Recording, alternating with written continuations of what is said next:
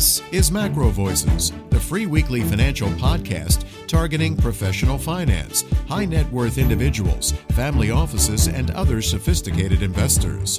MacroVoices is all about the brightest minds in the world of finance and macroeconomics telling it like it is, bullish or bearish, no holds barred. Now, here are your hosts, Eric Townsend and Patrick Ceresna. MacroVoices episode 460 was pre-recorded earlier this month for release on Tuesday, December 24th, 2024. I'm Eric Townsend. This is the first of our two pre-recorded year-end special episodes. By listener request, we're giving you long-form, double-length interviews for the long holiday weekends. And the topic this year will be advanced nuclear energy technologies and how they fit into the formative nuclear renaissance. My guest for both special episodes will be Copenhagen Atomics founder Thomas Jam Pedersen. And we're going to change up our usual format a little for this year's holiday specials, which will be more of a joint presentation by Thomas Jam and myself, as opposed to me just interviewing him. The slide decks that will accompany each episode will draw from both of our presentation materials. In the interest of full disclosure, I also want to mention that I'm an angel investor in Copenhagen Atomics, the company founded by my guest, Thomas Jam Pedersen. And I'm Patrick Ceresna. Now, Eric, what do we have in store for the first of our two 2024 year-end holiday specials? This week's topic will be advanced Generation 4 nuclear reactor designs, what their features and benefits are, and why they're better than the conventional nuclear power technology developed in the early 1950s that was used to build 99% of the civilian nuclear power plants that are in operation today. Then next week, we'll take a deep dive on nuclear fuels and fuel cycles, including the economics of thorium rather than uranium-fired nuclear power. And believe me, next week's interview is going to knock your socks off. But before we can go deep on the fuels, we need to start with a basic understanding of how conventional nuclear power works and how the various advanced nuclear technologies have improved on it. So that's what's on deck for today's podcast. Eric's long-form interview with Copenhagen Atomics founder Thomas Jam Pedersen is coming up next. Then we'll be back for our post-game segment after the feature interview to discuss the investment opportunities in this sector.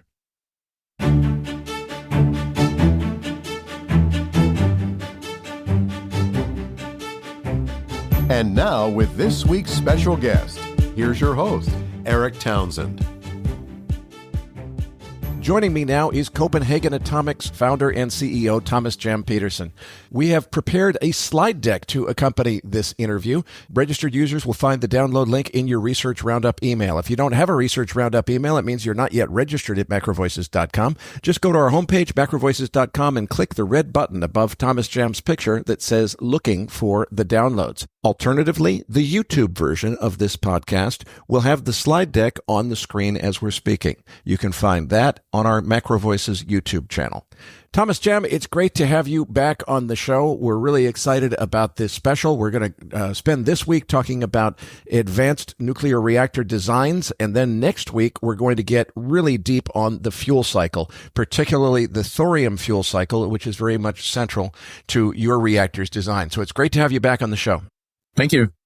Slide 2, we are going to discuss in this episode, most analysts are talking about, well, whether or not tripling nuclear energy, which is the talk of the town these days, is too ambitious, or if it's realistic, if it can really be done. That, of course, started at the COP28 conference in Dubai in late 2023.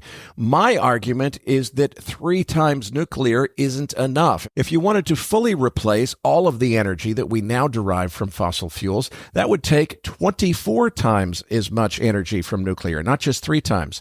Thomas Jam and I disagree on that point. We'll come back to that in just a few minutes. So the purpose of this episode is going to be to explore, is it even possible, and frankly, is it even desirable to try to solve all of the baseload energy needs of energy transition, replacing all the energy that we get from fossil fuels with advanced nuclear energy? Is that even a good idea? Is it possible? And if so, which advanced nuclear energy technologies would enable that? Then next week, we're going to go really deep on the fuel cycle, page 3, talking about what the different kinds of fuels are for nuclear reactors. It's not just uranium, and it's not just one kind of uranium. There are several different fuels that are made from uranium, and also thorium is a very important fuel to understand. So all of the fuel conversation, and particularly the thorium energy conversation, we're going to save for next week's podcast, and we definitely encourage you to tune in for that one as well. I want to start here on page 4 on a chart. Thomas Jam, I know this is one of your favorite charts as well as one of my favorites. Let's just talk about energy consumption. What blows my mind is some people will say, yeah, but this is all going to turn around. We're going to start conserving energy, and this is going to peak, and we won't be consuming as much energy in future years as we do today. I think that's crazy. What do you think? Well, this is for the last 120 years, and we can see that it's just been going up and up and up. And the number of people on this planet has also been going up. And as more and more people get more prosperity, they get refrigerators and cars and running water, toilets and so on, we will use more and more energy. The question is more, what is the composition of that energy? Is it mostly fossil fuels as it is now or has been in the last 120 years? Or will there be other forms of energy in the future? And I think that's a very interesting discussion. I think it's fascinating, too, that this whole energy thing has turned into almost a religion where we take a very valid and legitimate idea, which is so long as we are consuming energy, which is derived from burning fossil fuels, which means you're depleting a finite resource that can't possibly last forever. And you're also polluting the environment with carbon emissions and greenhouse gases and so forth. Obviously, that's not a good thing. But the fact that it's desirable to reduce the extent to which we consume fossil fuels seems to lead some people to this quasi-religious belief that it's bad for human beings to consume energy. And I would say the exact opposite. What we need to do is get back to a steadily increasing amount of per capita energy consumption, because that's the best proxy that we have for human prosperity and for our standard of living. We can't continue to do that irresponsibly by burning fossil fuels. But once you get a cheap and abundant source of energy, which is effectively limitless and doesn't pollute the environment, my argument is that means it's time to consume as much energy as we can in order to improve society and improve the prosperity of all of the people on this planet, and particularly to lift the billions of people who live in poverty around the world out of poverty so that they can enjoy the same standard of living that we have in the United States and other developed countries. Jam, let's talk a little bit about the expectations that some people have of solving this whole problem with wind, solar, and batteries. Is that realistic? And if not, why not? I believe it's completely unrealistic. And this chart in front of us kind of shows that where a few percentage points of global energy is wind and solar. And the problem with wind and solar is, of course, that it's intermittent and it's not possible to place it everywhere, especially in the very northern regions. There's not enough sun, and in the sort of more towards the equator, there's not enough wind. And a lot of places, people don't want the solar panels or the wind turbines in their backyard. I think wind and solar will continue to be part of the energy mix, and it will also continue to grow. Like you say here in this chart, it's probably getting close to 5% now. And I think it will continue to increase till 10% or maybe even 15% before I die. But I see it as completely impossible that it can replace all of fossil fuels for many reasons. And that's, of course, also why I got involved in nuclear energy, because eventually we will run out of coal and oil and gas, and then nuclear energy will be very important. I've said many times that I believe before we reach year 2100, more than half of all energy in the world would be nuclear energy. But that's, of course, my belief.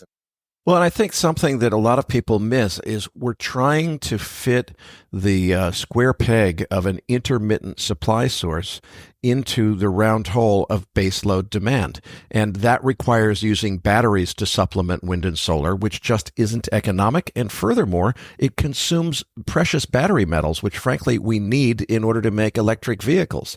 So I think it's a question of a time and place for everything. Clearly, wind and solar should have a place. Some energy demand is inherently baseload.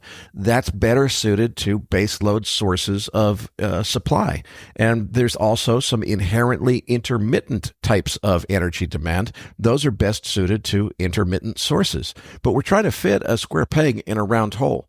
The other thing that I think a lot of people have missed in this whole energy debate is because of this fascination with wind and solar, which are producing electricity directly, people have gotten this idea in their head that this is all about electricity. They make the assumption that we're just going to electrify everything. We'll electrify all the vehicles. Everything's going to be electric. It's all going to run on electricity, and we'll use wind and solar and batteries to make that electricity. First of all, the arithmetic doesn't work. You can't make that much energy from wind and solar and batteries economically to supply everything. But it's also true that a lot of people don't realize that most of energy demand, or I shouldn't say most, but a lot of energy demand is not for electricity. Moving on to page 5, I asked ChatGPT to give me an analysis of how much global energy actually goes into electricity generation. And it's less than 40%. A lot of the remainder is transportation fuels for vehicles. And people will say, yeah, but we're going to take that whole 27% there that's transportation fuels, and that's going to be electrified. And so that'll all become electric. That's simply not realistic. There are some kinds of vehicles like airplanes that are just not realistic to electrify. You can't really fly a battery-powered airplane from London to Sydney. It's not a realistic engineering problem to be able to solve. So I asked ChatGPT to take the most ambitious, and remember, ChatGPT has been criticized for being biased by its San Francisco creators to have some political values that may bias the accuracy of its data. So when I said, give me the most ambitious build out of electric vehicles possible, that's moving on to page 6, even ChatGPT only got to 51% of global energy, maybe someday being electric if we completely electrified everything that's possible to electrify. And I think probably the ChatGPT numbers are unrealistic. I think 51% is probably more like 45%, not 51%. But what most lay people don't understand is there's this idea called industrial process heat, which consumes a huge amount of global energy demand, and it has nothing to do with electricity. Jam, explain, what does process heat refer to? Why is it important? And how does it fit into this story? Yeah, when we go to the shops and we buy all the goods we need and the food we need, we have to think about where does all that stuff come from. And some of the very, very important materials that goes into building everything, I mean, building factories, building houses, building roads and bridges and everything, is steel and concrete. Other two important materials are aluminum and ammonia. But there's many other chemical factories that are needed to produce all the different products that we consume. And all these different factories that make steel and cement and aluminum and so on, they use a very, very, very large percentage of the global energy. We see here that it says industrial process heat is 26% in this chart on page 6. And I think that's probably about right. But those factories also, on top of the heat, they also consume electricity. So, for example, an aluminum plant mostly consume electricity, whereas a steel plant mostly consume coal and electricity. And then ammonia plants, they mostly consume gas, natural gas. And cement plants, it depends. They consume all kinds of fossil fuels, but mostly dirty fossil fuels. But those were just some examples. There's, of course, lots of different chemicals that are being produced. When we do the mining, we usually use a lot of diesel-driven excavators and dump trucks and so on in the mining industry. And then they have huge crushers and sorters, the things that sort all the dirt, to release the iron ore from the dirt, for example. And all those machines use huge amount of energy. And it's a mix of everything. And sometimes it's heat, sometimes it's electricity. And you need a lot of chemicals to make these separations work. And those chemicals are made at other factories, chemical plants that uses a lot of oil and gas. So it's a mix of a lot of different things. And it's really difficult to electrify all of it. Well, there's a really important technical nuance to this that most people don't understand. I certainly didn't until I really started to dig deep into this, which is it would be easy to say, well, look, that 26%, it's industrial process heat, we'll just electrify that too, just like we did with vehicles. What people are missing is that when you electrify vehicles, you're getting rid of internal combustion engines, which are incredibly, incredibly inefficient, and you're replacing them with more efficient electric motors. And as a result, you can make the whole system a little more efficient than it was when it was running on gasoline-powered vehicles. It gets more efficient as a result of that. But for these industrial process heat applications, like making concrete and making steel and so forth, they need a huge amount of heat, and converting heat from burning a fossil fuel into electricity and then converting that electricity back into heat is incredibly, incredibly inefficient. You lose more than half of the energy by going through that process of converting it to electric and back again. So although converting vehicles into electric makes sense, trying to take those industrial process heat applications and electrifying them in order to stop burning fossil fuels really doesn't make sense. So one of the things that was really a striking lesson for me as I got deeper into exploring this whole question of energy transition is what we need to do in order to make steel and in order to make concrete and so forth is figure out a way not to produce electricity, but to produce really high temperature heat that can be used in those processes without burning coal or natural gas or oil in order to do so, which is the way it's done today. Those things pollute. They consume a finite resource that can't last forever.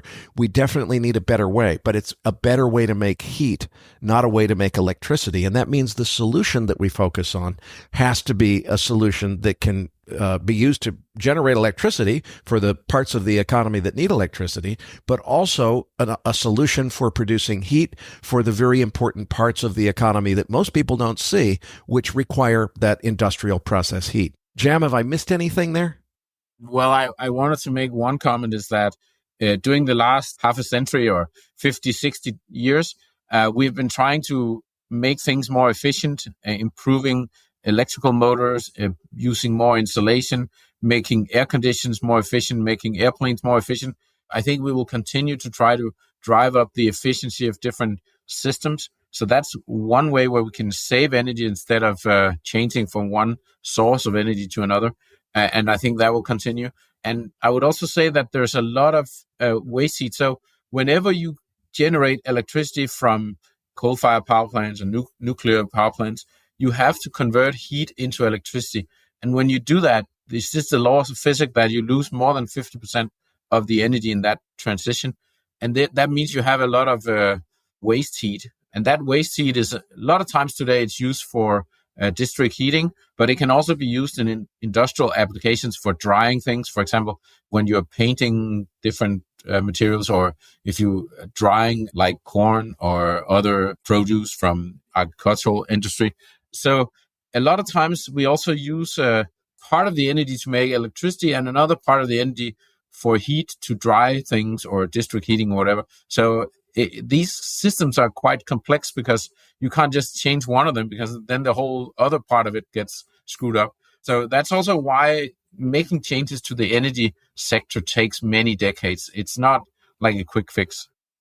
Moving on to page 7 and then page 8, please talk us through these two slides which come from your deck, Thomas Jam. Tell us about electricity, what we are consuming today, and also where it's headed and why we both agree it's going to dramatically increase in terms of how much we need to produce.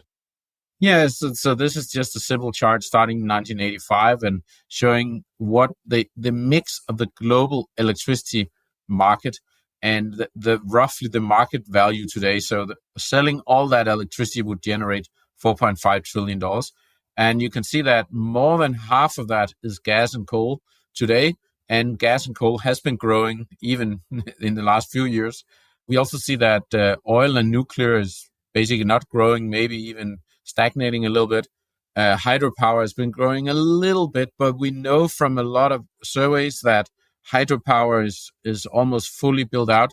There's not many more opportunities around the world to make a lot of hydropower. And then, of course, there's these new ones, the orange colors, wind and solar and bioenergy and so on. And those have been growing in the last years, and they will continue to grow in the next few decades. But I strongly believe that gas and coal will also continue to grow in the next decades. The one that I really like, nuclear, has not been growing for the last 4 decades at least. And I think that's going to change now. I think nuclear is going to be one of the energy sources that's going to grow the most over the next 3, 4, 5 decades. And I'm very excited about that. Let's move on to page 8, which is showing your projections, and I agree with them, of why we're going to see so much more electricity demand. Talk us through page 8. We list here a lot of the things that are driving the changes in the world right now, AI and electrical vehicles and drones and Power-to-X. Power-to-X is basically where we try to make many of the chemicals and liquid fuels that we need for the world. We try to make those using electricity. It has been really hard. People have been talking about this for 20 years now, and it has been really hard to make some of these fuels a competitive cost so they can compete with natural gas, for example. And then, of course, there's data centers and cryptocurrency and all the other things that we want, self-driving cars and air conditions. And all of those things, in addition to more and more people around the world living a more prosperous life, more and more people get a refrigerator, more and more people get an electrical bicycle or something like that. So we just need a lot more electricity. And I think the growth that we've seen in the last 3, 4 decades is going to change now. I think that's the biggest thing in the green transition, is that we will see a huge increase in the amount of electricity. But that is only going to happen if we can continue to provide electricity at a fair price. And that is, of course, the whole part of the discussion here. Which energy technologies can provide electricity, I would say, below $50 per megawatt hour? Because those are the ones we have to look at, because they will determine how this is going to grow. If we cannot provide electricity below $50 per megawatt hour, I also doubt that we can triple this before 2050. And I think it's important to note that there's a really deep humanitarian aspect to this. There are more than 1 billion human beings on this planet who live with no access to running water, no access to a toilet, no access to electricity. And they live in what we would consider to be horrific living conditions. In order to pull those people out of poverty requires an immense amount of energy. That's really why they're in poverty, is because they can't afford the energy that would be necessary in order to give them the standard of living that we're able to enjoy. And so I think it's really important to appreciate how much it changes the entire course of human history if we can make energy cost not just a little more than it costs now, but dramatically less than it costs now. And I've long argued that the real solution to this is to figure out how to make nuclear energy not cost the same as fossil fuels or the same as renewables, but to cost half as much as we're currently paying for fossil fuel energy. Because I'm convinced that the reason we have people living in tents on sidewalks on the streets of San Francisco is because energy, even after adjusting for inflation, costs twice what it did when I was a kid. We need to get back to those boom years of the 1950s and 60s when the economy was growing and everything was great. That's when energy was cheap, and that's what we need to get back to. Moving on to page 9, I think something you and I agree on, Thomas Jam, is we need a game-changing technologies. I probably should have said we need the smartphone of nuclear reactors instead of the iPhone. Maybe you like Samsung Galaxy better than iPhone, or maybe you like the Android phones better than the iPhone. But the point is, these smartphones give society a completely new set of capabilities that we didn't have before, and they changed everything. And I contend that we need a much bigger change than that. We need some economic nuclear energy technology that could be mass produced in massive quantity, so that we're not talking about a 3 times nuclear by 2050, but rather a 24 times nuclear. enough to replace all of the energy that we get from fossil fuels today. So that would be, a workhorse nuclear reactor. And in order for it to solve that problem that we talked about on those pie charts earlier, it has to be suitable not just for making electricity, but it also has to be able to deliver process heat. So I want to see a small block Chevy of nuclear reactors that can be used to make electricity, but by the same token, it can equally easily be used to create process heat for a steel smelting plant or for a concrete plant or for whatever else it's needed for. Thomas Jam, I know you disagree with me on this point. You don't think we need 24x nuclear. Let's get your side of this story. Well, I think it would be great if we can make 24x nuclear quickly, but I think it seems a little bit unrealistic in this day and age. There's been 4 decades of no progress in the nuclear industry, almost no progress in the nuclear industry at all. And now people are talking about let's triple nuclear. Even that seems almost impossible with the current type of nuclear technology we have. Of course, there are some companies now coming with something called small modular reactors. We will talk about that later, but it's basically still the same technology as these bigger reactors we used to build. And I agree that it's very challenging to triple classical nuclear. Let's call it classical nuclear. Of course, part of a movement that wants to bring some new types of nuclear to the market. And I think with that, we can do 3 times nuclear before 2050. And I think in the long term, like before 2100, we can do 24x. I think that's possible. But I see that as a sort of a very, very big goal in a very long time scale. So it's sort of maybe the time scale that we disagree a little bit on. But the thing that we do agree on is that the iPhone came, and some people were a little bit skeptical when Steve Jobs presented the iPhone first time around, and they said, it's just, it's not really a game changer. But I think today everybody agrees it was a game changer. It didn't take long. I mean, 2-3 years after the first iPhone came out, we had the Android smartphones as well. And all the other phone manufacturers more or less died off. Everybody wanted smartphones. And it took over the entire global market in a matter of, I would say, less than 5 years. And I think the same is going to happen. If we bring a new nuclear technology to the market that is so much better than the old technology we have today, I think it's going to take over the market really quickly.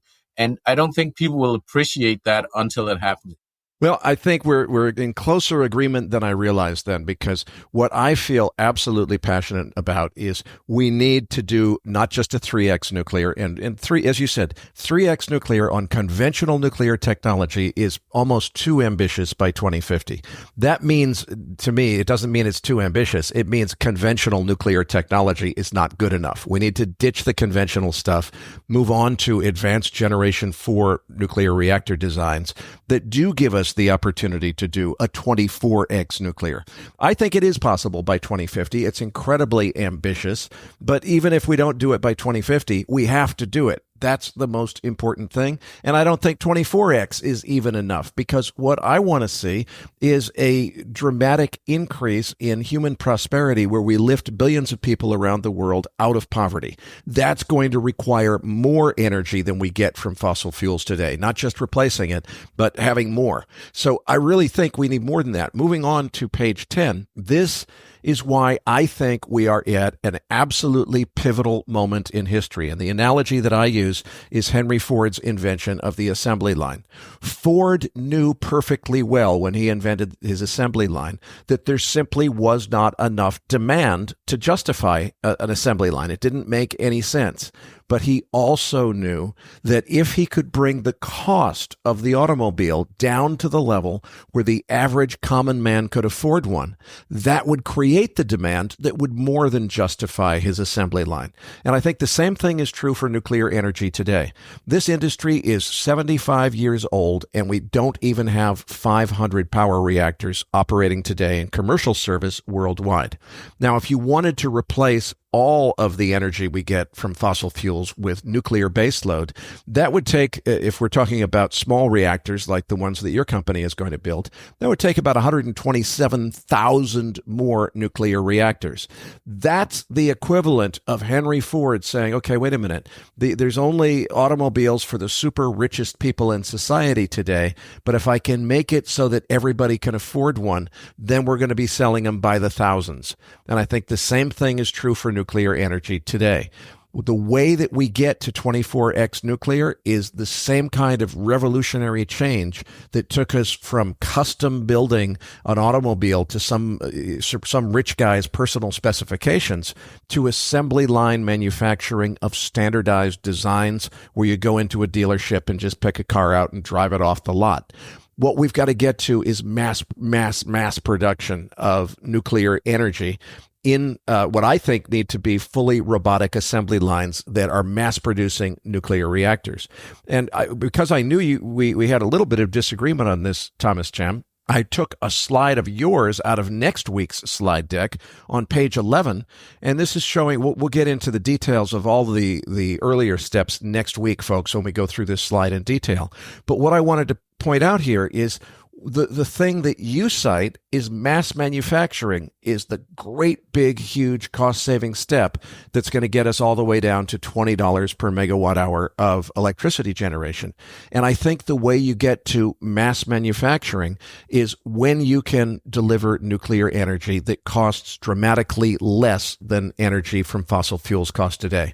If you say nuclear energy is the cleanest, safest, greenest, most responsible way to produce energy, okay, that all sounds good. But the reality is it costs almost twice as much as energy from coal costs today. If you can make it cost half of what energy from coal costs today, I contend that's what creates almost unlimited demand. And as fast as you can possibly manufacture the nuclear reactors, there will be demand for them. They will be rolled out. So I think we're at a pivotal moment in history. I call it the nuclear Henry Ford moment.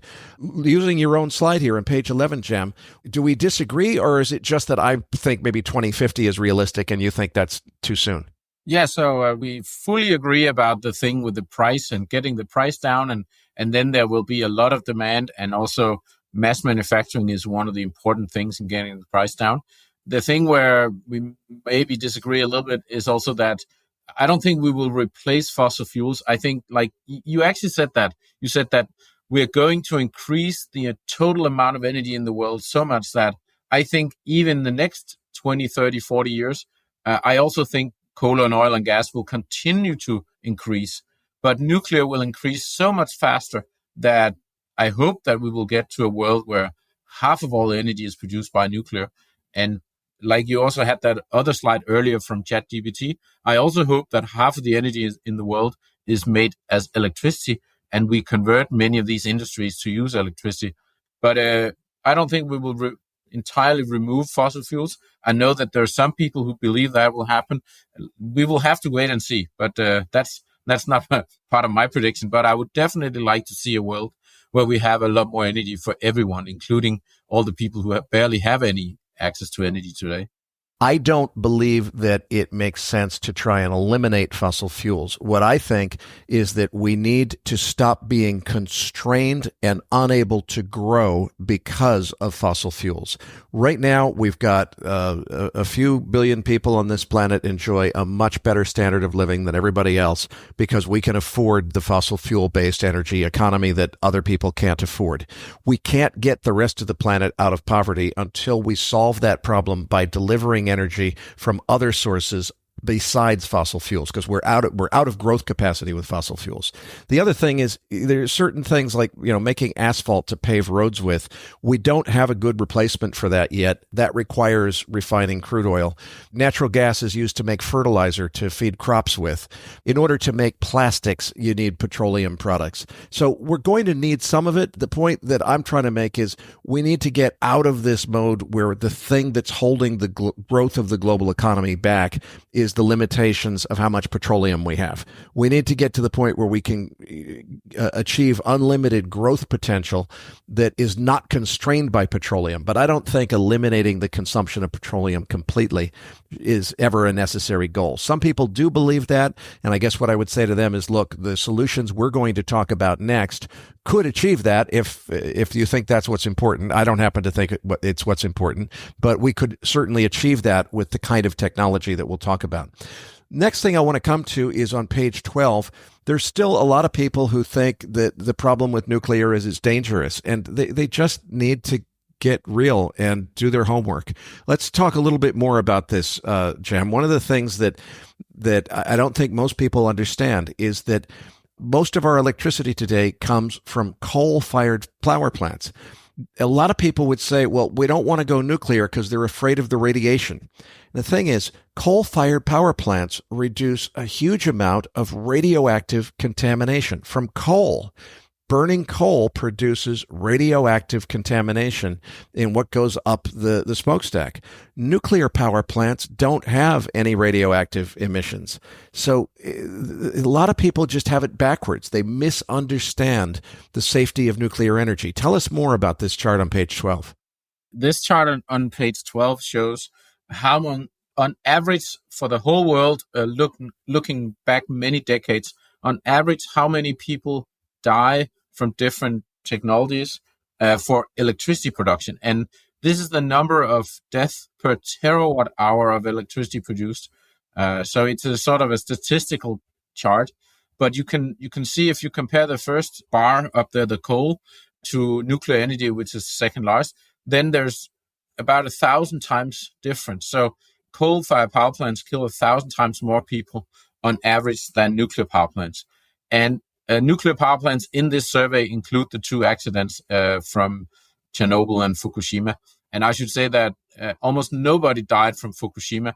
There were some people who died in traffic accidents when they tried to escape, which was terrible. And there was one guy who was willingly went to go into an area where there was high radiation, and then he died some years later. But he was already old, and he knew what he was doing because he was a nuclear engineer. And maybe he didn't have to go in there. I don't know the exact details about what he did in there. But so very, very few people died from Fukushima. But still, in the media, it's been used as this hate story, I would call it, against nuclear energy, which is sort of wrong. I think who is really to blame is the Japanese authorities that handled that accident really poorly. And so it was not a nuclear technology problem or a nuclear engineering problem. It was I would say, authority or politicians' problem, which is, not the first time we see that. But so the problem with this chart here we're looking at page 12 is that it sort of defies logic. I mean, we try to make nuclear energy so safe that it becomes super expensive and super slow to build. And then what ends up happening is that then most countries look at this and they say, oh, this is too slow and too expensive. Let's build some coal-fired power plant. So by trying to make nuclear safer, we actually kill more people. So every time these people have meetings about how to make nuclear safer, while they're having those meetings and the actions they take in those meetings, they end up killing thousands of people. And they even know that. I've spoken to some of those people who work in the nuclear industry and try to make things safer. And they say, we know that we're doing sort of a bad thing. What we end up doing is basically the wrong thing for the world. But it's sort of I think it's because of the media who has been misinforming the public about nuclear energy. And I think that's going to change soon. That's my feeling. I think there's a lot of people who have realized that they've been misinformed and now they want the real information. And I think that's going to change the nuclear industry. And also part of the reason that so many people die from coal is, of course, that some of the coal-fired power plant doesn't have any filters. And you're right that there's some radioactive materials in the ashes from coal-fired power plants. So if some of those ashes go up the smokestack, then they get spread. But it's, of course, not the main killer. It's not the uranium and thorium in the coal-fired power plant smokestacks. It's more all the particles, soot and SOx and NOx and these other chemicals in the smoke that kill people. And you can put filters on coal-fired power plants, and then they become more expensive. So that's why in some countries, maybe China or India or some other big countries, in the past, they didn't put filters on. But I think they have also started to do that now. But so even these statistics on coal-fired power plant here, we can also improve on that. Moving on, what we want to accomplish in this podcast is to explain the advanced nuclear technologies that really do have the potential to grow nuclear power by 24x or 50x for that matter over the longer term. You can't do it with conventional nuclear reactor technology. So we're going to start by explaining conventional nuclear reactor technology and its limitations, and then move on to some of the advanced reactor designs that have more potential. Starting on page 13, I just want to go through how the fuel cycle for a conventional nuclear reactor works. What we see here on this slide, it starts on the left-hand side where you see that natural uranium. Uranium that's mined out of the ground has about 99.3% of that is a isotope of uranium called U-238, which is actually perfectly good nuclear fuel for advanced reactors. But for conventional reactors, that all gets wasted. It's less than 1%, just 0.7% of that natural uranium is called U-235. That's the kind of uranium that's fissile. That means it can sustain a nuclear chain reaction. So that natural uranium that gets mined out of the ground, it takes about 13.8 units of that, and exactly how much depends on the conversion and enrichment process. If you listen to some of my interviews with Justin Hune or Mike Alkin about underfeeding and overfeeding in the enrichment process, you'll understand more of this. So it's not necessarily a fixed number, but it's at least 10 to 1 in terms of how much natural uranium it takes to go through the conversion and enrichment process to make just 1 unit of low-enriched uranium, which is 5% U-235, and 95% of it is the U-238. Now, again, U-238 really is good stuff. It can be consumed as nuclear fuel by advanced reactors, but the conventional reactors that are 99%, almost all of the reactors in use today, waste all of that U-238. The conversion and enrichment process ends up delivering us for that 13.8 kilograms of U-308, which is the yellow cake uranium we start with.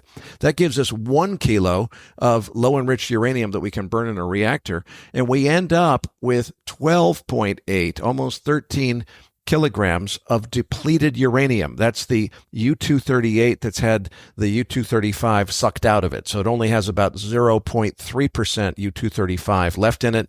The rest is U-238. Now that is, frankly, very valuable nuclear fuel that we ought to be saving and using in advanced reactors. Instead, it's considered waste. The only thing we really do with it today is make bullets out of it because it's even heavier than lead, and it's good for making armor-piercing rounds for guns. The enriched uranium that we produce in this process is obviously very expensive. It's around $3,500 is my number, dollars per kilogram. I think, Thomas Jam, you have a higher number from some of your sources. So let's say it's somewhere between $3,500 and $4,500 per kilogram on today's market for that 5% low-enriched uranium, which is what fuels one of these conventional nuclear power plants like the Westinghouse AP1000.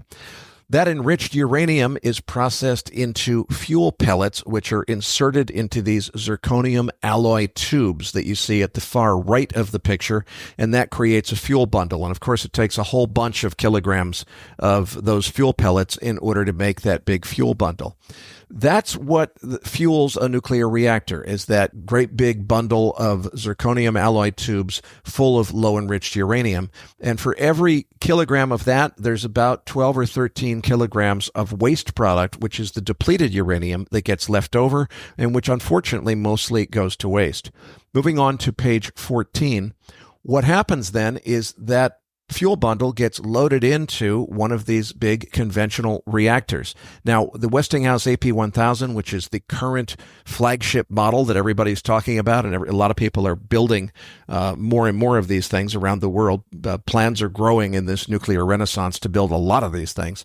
It takes a fuel load of about 80 tons of those fuel bundles. So 80,000 kilograms, about $320 million worth of fuel goes into this thing. That's an 18-month supply. This power plant is only 33 to 35% efficient, which means only about 1/3 of the heat energy that gets produced from that nuclear fuel is going to be turned into electricity. The rest is going to be wasted as waste heat. What comes out of it is that same fuel bundle 18 months later. Only less than 5% of the energy of the fuel that's contained in that bundle was burned up, because these old school nuclear reactors are very, very inefficient. They burn less than 5% of the energy that's contained there because they don't know how to burn any of the U-238 fuel. They only use the U-235. What you end up with is 80,000 kilograms, 80 tons of nuclear waste. Now, if you see nuclear waste depicted in the popular media, it's always this green or purple slime that's bubbling and looks like it might seep into the water table and poison everyone. That's just Hollywood fantasy. Nuclear waste is these big metal things that look like the picture on the right. They're stored vertically in cylindrical containers called dry casks, where they sit indefinitely, basically to stop the radiation from getting out and hurting any human beings. And they just sit there. And the reason that they sit there and they have to be managed this way is because they're radioactive and they contain a little bit of plutonium. What happens is, as the reactor is operating, about 3% of that U-238, that's the great big orange wedge of the pie chart, gets converted from uranium into plutonium. 2/3 of that, or 2%, gets burned up and consumed as fuel. It helps run the nuclear reactor. It helps make electricity. 1% is left over. That leftover plutonium freaks everybody out. They're afraid somebody is going to steal the nuclear waste from the nuclear power plant, somehow extract the plutonium from it, and make a nuclear bomb. We're going to explain in next week's episode why that's not really realistic, but that's the fear. And because of that fear, nuclear power plants are required to have armed guards surrounding them at all times, 24 hours a day. That's why you see the armed guards in the picture here. So that's a quick overview of how a conventional nuclear power plant works. The main point that I want everybody to take away is that waste that we're throwing away is really not waste. Only 5% of the energy that it contains has been consumed. And what we've done is we've taken a huge amount of U-238 that should have been perfectly good energy-producing fuel. All we did is we contaminated it with some plutonium. We made it radioactive for as long as 100,000 years, and we put it in a dry cask to be stored, as opposed to using it for something useful. Wouldn't it be great if you look at the bottom things that are in that waste on the right side of this chart, where it shows the pie chart that says spent nuclear fuel waste? The bottom three things, plutonium-239, plutonium-240, and the other long-lived actinides, they're called, or transuranics. That's about 1% of that waste, and it's only that 1% of the waste which is radioactive for tens of thousands of years and causes all the problems. Wouldn't it be great if someday somebody invented a way to separate that 1% out so the rest of it could be recycled and used for something productive? Well, there's no need to wait for someday. Someday happened in the 1940s. But thanks to political decisions gone wrong, mostly in the 1970s, we've almost outlawed that around the world today. So we don't do the responsible thing. France still does, because France refused to sign the Nuclear Non-Proliferation Treaty. But all the other countries that are beholden to U.S. foreign policy are forced not to recycle their nuclear waste, despite the fact that the process for doing that was invented in the 1940s. So that's a quick overview of how conventional nuclear power plants work. Jam, anything you want to add to that description? Yes, I think it was a very good description. There has been other countries that tried in the past. I mean, the UK have been doing reprocessing. Japan thought about doing it, but then stopped. And then Japan actually sent fuel to France to allow France to reprocess Japanese nuclear fuel. And the US also built systems or factories to do reprocessing, but they never got started because it was decided before they were operational that they shouldn't do it. So several countries have been working on this, but France is the only one who's doing it today. We're going to go deep on reprocessing and spent nuclear fuel waste, and everything about nuclear fuels is coming up in next week's podcast. Let's move on now to what I call small misunderstood nuclear reactors, or SMRs. SMR is a marketing phrase that definitely caught on, but it really doesn't have any specific meaning. So I'd like to talk through 4 different possible meanings of this word modular, because everybody's using modular in different ways, and it means different things to different people.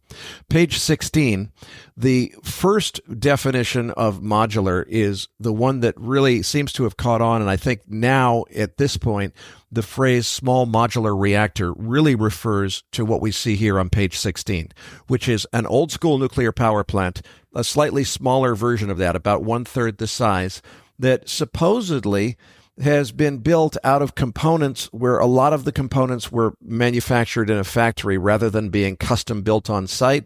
That reduces the build time for these reactors from about 6 or 7 years down to only 4 years. Oh boy, whoop-de-doo. So now Westinghouse can do in 4 years what the Koreans have always done in 4 years, which is basically to build a small-sized nuclear power plant using outdated 1950s nuclear technology. This is still a water-cooled nuclear reactor. It is still a technology which does not use the U-238 as fuel. It wastes most of the fuel, still needs to have armed guards, and it's still only about 33% efficient. So what we're really talking about with SMRs today is building smaller-sized, old-school nuclear power plants, conventional nuclear power plants, but slightly improving the process for building them to make it a little bit more efficient so we can build them in 4 years instead of 7 years. It is progress. I don't mean to naysay it completely, but it's not nearly enough progress. SMRs at this level on page 16 are not going to solve any major problems. They're not going to get us through energy transition. They're not the holy grail by any stretch of the imagination. Moving on to page 17, the next meaning that people were using this phrase SMR for were these microreactors. Now we've got the phrase microreactor to distinguish it. It seems like people are calling microreactors, calling SMRs. The idea here is you take a very small nuclear reactor, 1 or 2 megawatts, make it portable, put it on a truck where you could drive it around. It competes with the diesel generator set market for remote mining sites and small applications and so forth. That's the idea of microreactors. There are a few companies like Oklo that were talking about microreactors based on Generation 4 advanced reactor technology, but most of them were based on old school conventional nuclear power. The thing that gets left out of this conversation is if they're going to produce nuclear waste that contains plutonium, current rules require 24/7 armed guards surrounding them. So how is that going to work if this thing is like a generator that's on the back of a truck? Nobody talks about that, and I think that's a missing part of the conversation that the salesmen for these never discuss. Moving on to page 18, another use of the word module or modularity is this idea of each nuclear reactor being a module. Now we're getting closer to a kind of modularity that I think could actually help us to solve energy transition and make nuclear energy cheaper. The idea of small nuclear reactors where if you want to have a big power plant, you have a bunch of them. If you want to have a small power plant, you only have 2 or 3 of them. The point is that each of those nuclear reactors could be built in a factory and shipped in with a minimal amount of on-site construction, so that if you want to build a big power plant, you can build a big one. You want to build a small one, you can build a small one. Most of the parts and most of the components of that nuclear power plant, entire nuclear reactors, are modules that get built in factories and are trucked in rather than being custom built on site. NuScale is one of the first companies to have its small modular reactor design approved. They're going on what I think is closer to the right approach to modularity. My favorite approach to modularity is Thomas Jam's company, Copenhagen Atomics. Ironically, in a video that I produced, I gave Copenhagen Atomics credit. I said, look, of all the SMR manufacturers, I think that it's Copenhagen Atomics that really understands modularity the best. What I didn't know is at the very same time, Thomas Jam was out saying, look, please don't call Copenhagen Atomics an SMR company. We don't want to be part of that whole thing. That's not what we're doing here. The approach that Copenhagen Atomics takes is each nuclear reactor is a module in the form factor of a standard 40-foot shipping container. That means they can be shipped anywhere in the world. All you have to do in order to build a gigawatt-sized power plant is gang together about 25 or 30 of those reactor modules that each one of those produces about 100 megawatts of thermal energy. You gang together 25 or 30 of them, and you can produce a 1 gigawatt electric power plant. And you can build that power plant in 6 to 12 months as opposed to 6 to 12 years, which is what it takes for conventional nuclear power. Now I think we're really getting much closer to solving the real challenges of energy transition. Let's move on now to page 20 and talk about Generation 4 or advanced nuclear reactors. The common theme here is replacing water as the reactor core coolant with something better. I suppose there are some advanced reactor designs that are still water-cooled, but most of them are replacing water. That begs the question, okay, what's wrong with water? Moving on to page 21. The problem with water is it boils at 100 degrees Celsius. So before you can absorb very much heat into it, it's at boiling temperature. The solution that was conceived back in 1952, I believe, to solve that problem was the invention of the pressurized water reactor, where the reactor core is pressurized to over 2,000 psi, about 150 atmospheres of pressure. That increases the boiling temperature of the water to over 350 degrees. That makes it possible to build a nuclear power plant, but it still doesn't have anything close to the energy-producing capacity of other coolants that have much higher boiling temperatures. The other problem with water, remember what water is, H2O. Normally, the hydrogen and oxygen in water molecules can't possibly separate into pure hydrogen gas and pure oxygen gas, which would be the explosive mixture that blew up the Hindenburg, because those hydrogen and oxygen atoms are held together in water molecules by covalent bonds that can't possibly break except under the most extreme conditions of heat and energy. Well, those are the exact conditions that exist inside the core of a nuclear reactor during a meltdown accident. That's exactly what happened at Fukushima Daiichi, is the water coolant separated into pure hydrogen gas. That pure hydrogen gas exploded and literally blew the roof off of the reactor building. That video everyone's seen of the roof being blown sky high was not a nuclear explosion. It was a hydrogen explosion because of water being the coolant in those reactors. Those were boiling water reactors in Fukushima. So even when it's pressurized, you're limited to about 350 degrees Celsius. We need to go much hotter than that for those process heat applications that we talked about earlier, and also just to make the reactor more efficient for producing more electricity and also for being able to produce hydrogen, which is very important for energy transition. Let's go ahead and dive right into some of the features of these advanced reactors on page 22. Thomas Jam, I've gone on for quite a bit here about water and so forth. Anything you want to add about coolants before we get into the reactor designs?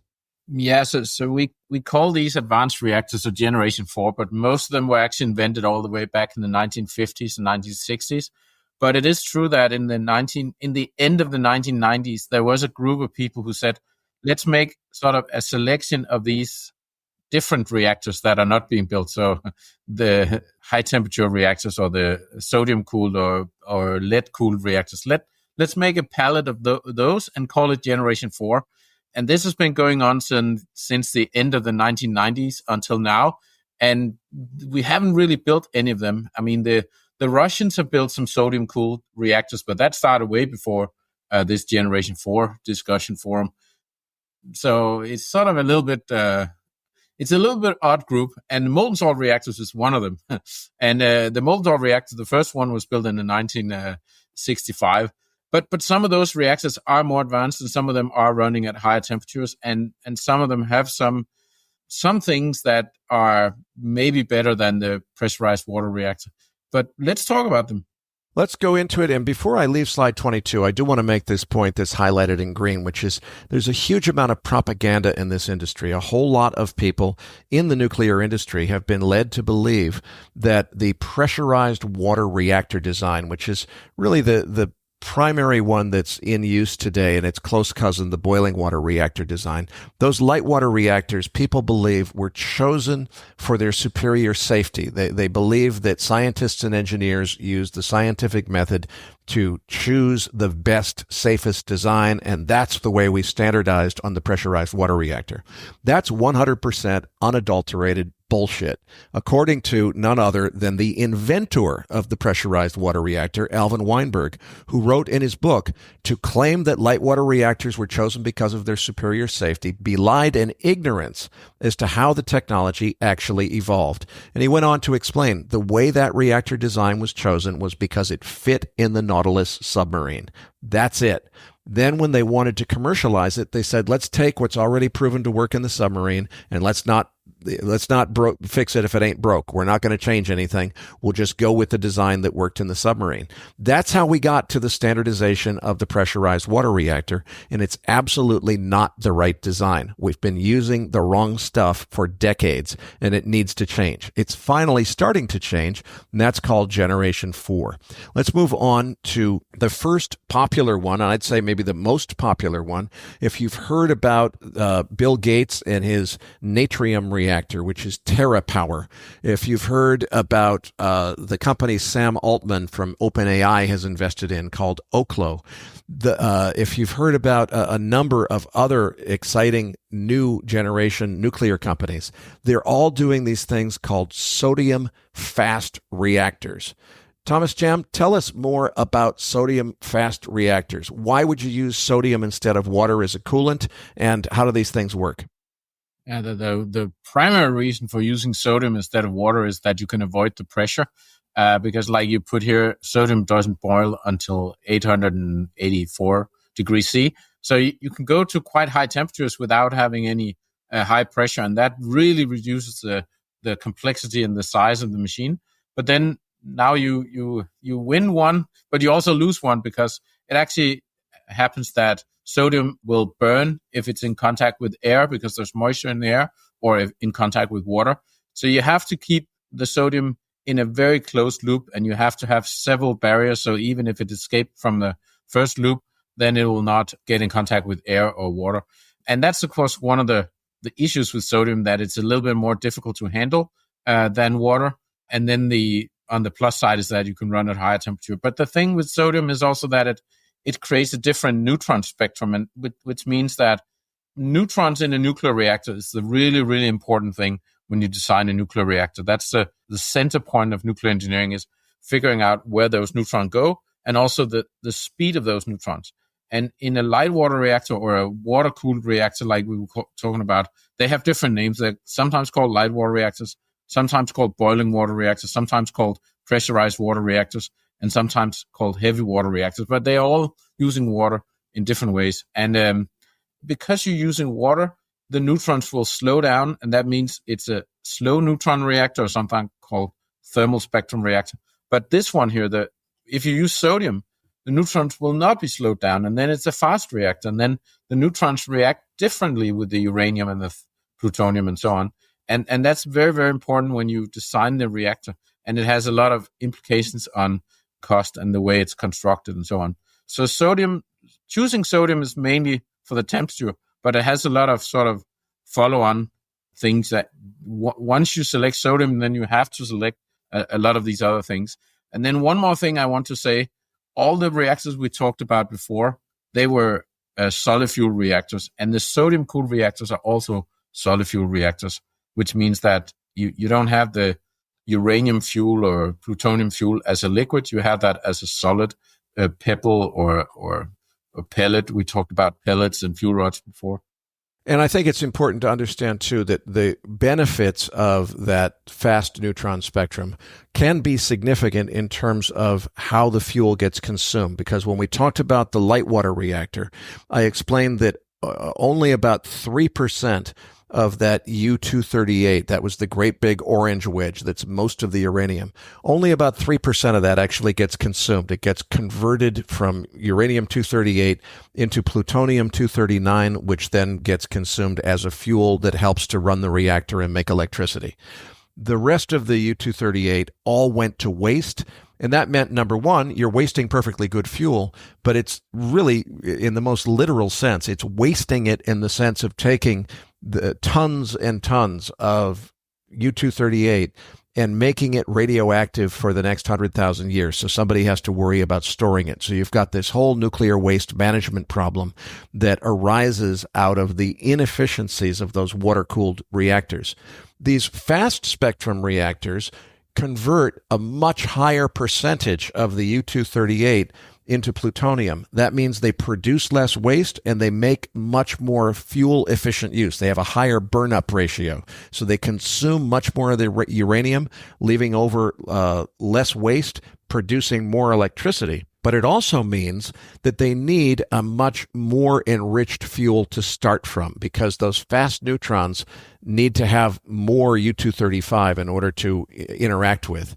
That means they use a special fuel called HALEU, high assay low enriched uranium, which basically means instead of enriching it to 5%, we enrich it to about 19.75%, just below the 20% legal limit, which defines high enriched uranium, which is considered off limits because it's a weapons proliferation risk. So going to the high test fuel, if you will, really gives these reactors some significant benefits, I think, if you're looking at it on a design table, if looking at it on the drafting board. In practical terms, if you think about what that means to the challenges of developing the supply chain, what if we were not just building one or two of these sodium reactors, but what if we were mass producing tens of thousands of them? So we needed tons and tons and tons of this HALEU fuel, which has to be enriched to 20%. That would require so much enrichment and conversion facilities. If you go back to my early December interview with Justin Hune, when we talked about the coming crunch that Justin and I are both predicting in the uranium enrichment and conversion market, it would dramatically exacerbate that. So thinking about the fuel considerations of these reactors is very significant. We're going to go much deeper into that subject next week. Thomas Cham, any other comments on the sodium-cooled fast neutron reactor before we move on? Yeah, I just want to say one word of caution, because you said a lot of things here and they are correct, but we have to remember that there are many, many different designs of sodium-cooled reactors. And some of them are really big, sort of 3, 4, 5 gigawatt big power plants. And other ones are like the Oklo one is tiny, tiny reactors. And when you look at the fuel economy of those in a sodium-cooled reactor, the fuel economy is very different. And some of the things you said were not always true, depending on whether it's a big one or a small one. So it's much more complex when you get into the details. But let's move on. Okay, let's move on. Before I come off of this slide, for investors who are interested in this technology, examples of companies that are working with the fast sodium reactor design. The biggest one is probably TerraPower with their Natrium reactor. Oklo, GE Hitachi's Prism reactor, Nucleo, Dual Fluid Energy are all examples of companies that are working in this space. The next popular one is what a lot of people call the pebble bed reactor, which is one kind of high-temperature gas-cooled reactor. Thomas Cham, tell us what the story is on this kind of reactor. Yes, the pebbles were invented also many, many years ago. I don't know exactly if it was 60s or 70s, but something like that. And the idea is that if you encapsulate these small uranium slugs into a pebble, it's much more protected. And then you could, first of all, run at higher temperature, but the proliferation risk would also be smaller. And there are some people who like those two benefits. So they like pebble bed reactors. And you can use pebble bed reactors with gas like you have shown here, but you can also use molten salt, for example, as the fluid that removes the heat from the pebbles. So there's a number of different types of pebble bed reactors. But I would also say that it's a little bit of mix here, because there's high temperature gas cooled reactors can sometimes occur without pebbles, but where it's solid fuel rods. So it's, again, there's lots of details, but I think really what you want to talk about here on this slide is pebbles. And because it's a different fuel choice than the sodium-cooled fast reactors, for example, now you have to manufacture a new type of fuel, and you have to have a new way of storing that fuel afterwards, or reprocessing, or whatever you want to do with the fuel afterwards. And producing those pebbles are quite expensive. So it's a very expensive fuel form. But of course, if you can go to very high temperatures, then there might be some industrial applications where you can get some of the benefits by going to higher temperature. Let's also talk about, regardless of whether it's a pebble bed or another design, let's talk about the benefits of very high temperature gas-cooled reactors as opposed to moderate or medium temperature reactors or lower temperature light water reactors. Why is high temperature so important to things like hydrogen production and concrete and so forth? Yeah, because those concrete and steel and hydrogen, well, hydrogen maybe let's wait with that, but concrete and steel, those processes happen at high temperatures, like 1400 degrees C, something like that, way above 1000 degrees C. And in order to provide process heat for those, it's not possible with molten salt or sodium. So you really want to go to something else. And of course, gases can easily go to very high temperatures. You can have gases that go to 2000 degrees if you need to. But then the fuel is a problem. Can you create a fuel that can go to such high temperatures? And that's what high temperature gas reactors are trying to do. I think most of them are actually trying to run the first versions around 1000 degrees C. So not enough to go for steel or concrete right away, but maybe helpful for other types. Hydrogen, for example. Hydrogen is when you want to produce hydrogen from water, basically split seawater into hydrogen, you need a little bit of low temperature heat to desalinate the water. And then once you have fresh water, then you need high temperature to split it. And the amount of electricity you need to split water becomes less and less the higher the temperature of that water. Well, then it's not water anymore, it's steam. But if you have the steam at almost 2000 degrees, then you need very little electricity to split hydrogen and oxygen. Whereas if you have it at, let's say, 500 degrees C, then you still need a very significant amount of electricity to split those. So that's why people want to go to high temperature for creating hydrogen. So I would categorize this whole idea of high-temperature gas-cooled reactors as very important in the sense of for high-temperature process heat applications. It's kind of a specialty reactor that makes super high-temperature process heat. But I think that comes at a very significant cost. I don't see these high-temperature gas-cooled reactors as being the small block Chevy, the iPhone of nuclear reactors. I see them as more of a specialized device that is for certain types of applications, but probably not for the lion's share of the heavy lifting it's going to take for energy transition. Some examples of companies in this space are X-Energy and Ultrasafe Nuclear. And again, not all of them require these TRISO fuel pebbles. So there really are two different ideas that are being illustrated on this page 24. One is the concept of using gas rather than a liquid as the coolant. The other is putting the fuel into these little pebbles. And basically the pebbles are a chunk of uranium fuel that is surrounded with a ceramic which protects it. It kind of provides the same function as a containment building. So it basically is a meltdown proof reactor design, because instead of a solid fuel rod that could melt down, the fuel is all contained inside of ceramic pellets that are designed to essentially weather the storm if there is an accident and protect that fuel from what would otherwise be a meltdown accident. As Thomas Jam mentioned, another company, Kairos, is doing a molten salt cooled reactor that still uses these TRISO pebbles as its fuel source. So you can combine the pebble idea with other coolants as well. Let's go ahead and move on then to a little bit more about these fast reactors, because the whole idea of why so many people are focused on fast reactors, fast sodium reactors, that's where the heart of the Generation 4 industry seems to be headed. I think a lot of it is motivated by the quest for eventually getting to breeder reactors, which would be very, very important to energy transition.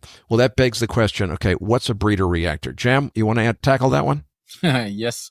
So a breeder reactor is a reactor that can convert, like you said, uranium-238 into fissile fuel, which is for uranium-238, it converts into plutonium-239, which is fissile and which can be used And you explained very well that happens already today in light water reactors, but it's a small percentage of the total energy that is produced that come from that reaction. And if you do this in fast reactors, you can convert more of this uranium-238 into plutonium and have a bigger percentage. But it's called breeding fertile fuel into fissile fuel. Jim, let's move on to page 26, and maybe you can talk us through how this breeding process works with the fuel rods in the red and the breeding blanket in the green that are shown in the middle of page 26 here. Yeah, so when you have to start the reactor, you have to have some fissile fuel to get the chain reaction running. And once you have the chain reaction running, then in some reactors, you have excess neutrons. That means you have more neutrons that you need for the chain reaction itself. And then you can use some of those extra neutrons to breed new fuel from fertile fuel. And in this picture here, the fertile fuel is uranium-238. And that's in the green bars or the blanket of the core, or the reactor core. That means that out there in the green part, it captures the neutrons and converts uranium-238 into plutonium-239. And then that can later be swapped out. So those pins that are out there at the edge can later be inserted in the middle, because now they have been converted into fissile fuel. And in this way, you can sort of continue to make new fuel in your reactor, and you don't have to dig it out of the ground and keep on enriching uranium. But now the reactor can make more fuel for the next cycle or the next reactor. But the problem here again is that it takes a long time for this breeding process. For example, for most of the what is called fast breeder reactors, it would take 50 to 100 years to double the amount of fuel you create. So it's a very, very slow way of making more fuel. Let's go a little bit deeper on this, because as you've described, what we're doing here is we need to start this reactor with a more enriched fuel, the HALEU fuel, which costs about $25,000 per kilogram in today's market. That's the red fuel rods in the center. The big advantage of this is once you've got the reactor running on that stuff, you can then feed it the fertile U-238. That's the incredibly cheap stuff, because it's the leftovers, the waste product from the enrichment process that is piled up all around the world as leftover tailings from that enrichment. You can put that into the green breeding blanket around the reactor, and it gets transformed from $10 a kilogram stuff into $1,000 a kilogram useful fuel that can then be burned. Now, everybody used to assume back in the 1960s that the only way you could do this was with a fast spectrum reactor, one that used fast neutrons, which meant that you needed a sodium coolant or some, very expensive kind of technology. There was one guy, Alvin Weinberg, the inventor of the pressurized water reactor, who had a different idea. Tell us more about that, Thomas Jam. Yeah, so Alvin Weinberg said that it should be possible to take thorium, put thorium in the blanket instead of uranium-238. Thorium is also cheap. And then you can use those neutrons to breed new, what is called uranium-233 fuel from thorium, and then use that as the breeding cycle. And he said that now you don't have to do it with fast neutrons, because thorium can actually do it with slow neutrons or thermal neutrons, as they're sometimes called. And therefore, you would need a much smaller reactor. But he was the only one who believed in that back then, or maybe not the only one, but he was the main voice behind that. But most people didn't believe him. And back then, they didn't have computer simulations, so they had no way of figuring it out. They could do some calculations on a piece of paper, but they couldn't really prove whether it worked or not. And it was not until 2022 that we were actually able to show in software simulations that it would work. You could make a breeder in thermal spectrum or with slow neutrons if you use the thorium fuel cycle instead. So that's a really kudos to Alvin Weinberg, that he believed in this all the way back in the 1960s before he was even really able to prove it. But what I want to know as an investor to understand today's market is what percentage of nuclear engineers working in this field today know and are aware that he was proven right in 2022? Less than 1%. I think very few know that we've come this far in the development, and very few know difference between the simulation tools that we were using in around the 2000s and the new simulation tools that are available now, where you can actually show that this works. So my hypothesis, and tell me if you disagree, Thomas Jam, is that really a lot of the reason that we're seeing so much emphasis on fast sodium reactors is because people see the need in order to get to breeder reactors eventually. Breeder reactors are so much more economic. It's clearly the way of the future if we can get there. I think they're barking up the wrong tree. They're pursuing fast sodium reactors, thinking that's the best path to a true breeder reactor, when in reality they would be better off to pursue the approach that you're taking at Copenhagen Atomics. Obviously, I'm biased and you're biased. Your company focuses on the thorium fuel cycle. I'm an angel investor in your company, so we've got a biased perspective. But I think the rest of the industry is missing something. I don't think they're aware that Weinberg was proven right in software simulations in 2022. And that there's a better way to do this without requiring the complexity and cost of a fast sodium reactor. Yeah, I think it's true. The majority of people who have been taught in nuclear engineering, whether in graduate school or PhD level, all over the world, have been taught for 5 decades that it's only possible to make breeders in fast spectrum, which we now know is not true. They've also been taught that you can only burn plutonium or transuranics in fast spectrum. We also know now that that's not true. So it's not their fault. They basically were not told the whole story when they went to university. And now we all have to sort of, start reacting to this new reality. Well, there's another reality we have to react to, which is the market is telling us that smaller physical products are going to be the way of the future. SMRs have really taken off, despite the fact that SMRs are really just old school nuclear reactors based on 1950s nuclear technology. The fact that they're small and modular has really given them a boost in the marketplace.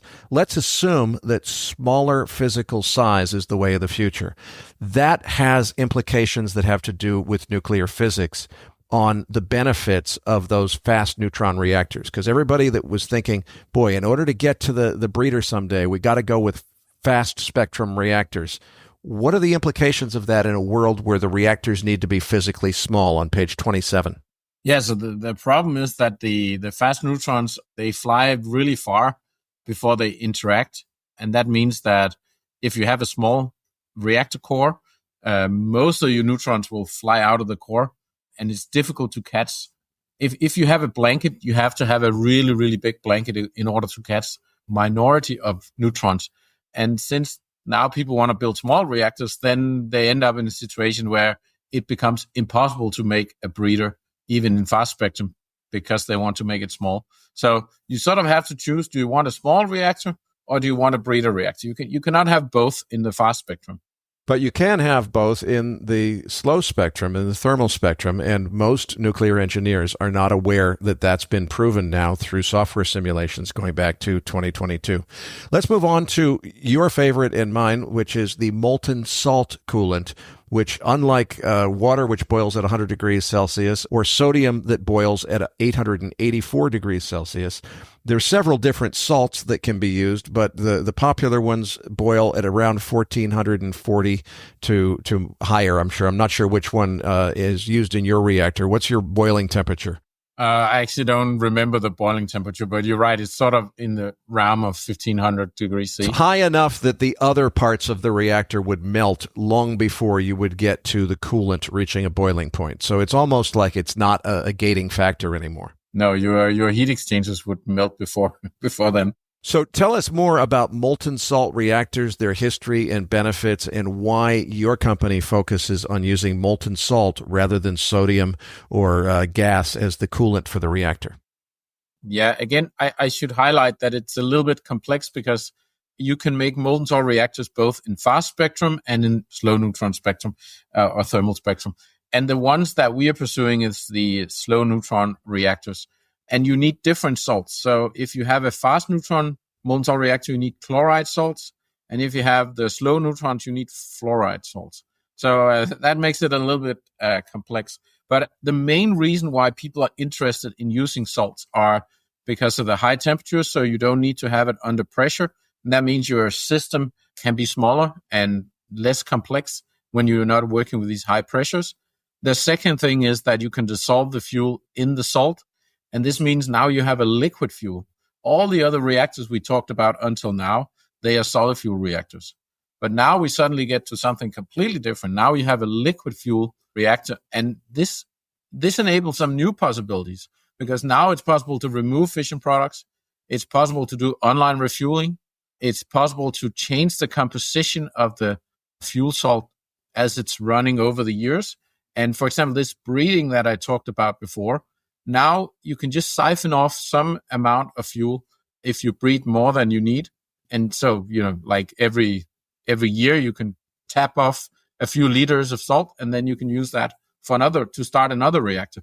So suddenly you get some other benefits because it's a liquid fuel. And the most important benefit, I should say, is this one about removing fission products. When you split uranium into two things, you get two different elements that are the byproduct. There's a statistics about which element you get. It's not always the same elements, but we know those statistics very well. And those fission products, they capture neutrons. So you don't want to have those inside your reactor because they capture those precious neutrons and they worsen your neutron economy. So if you could remove the fission products while the reactor is running, you can get a much better neutron economy of your reactor and therefore a lower electricity price. And that's only possible in molten salt reactors. And you can do that both in chloride salts and in fluoride salts. But it's most important with the slow neutrons to remove fission products, because if you have a reactor with fast neutrons, then the fission products is less of a problem, and therefore it's not as important to remove them. So it's really, really important for the slow neutron molten salt reactors with fluoride salt to remove fission products. And that gives you a completely different neutron economy than all the other reactors we've talked about before. I'm going to, in the interest of time, skip over slide 29 because I think you've already really made most of those points.